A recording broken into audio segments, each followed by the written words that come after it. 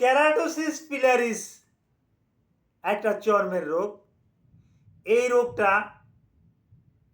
এই রোগটাকে অনেকে মুরগির রোগ বলে।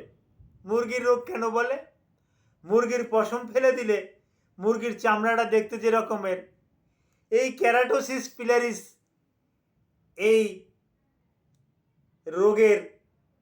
রোগীর চামড়াগুলো কিন্তু দেখতে এই রকমের, ফোটা ফোটা, দাগ দাগ, গোটা গোটা, মনে হয় যেন মুরগির চামড়া। তো এটা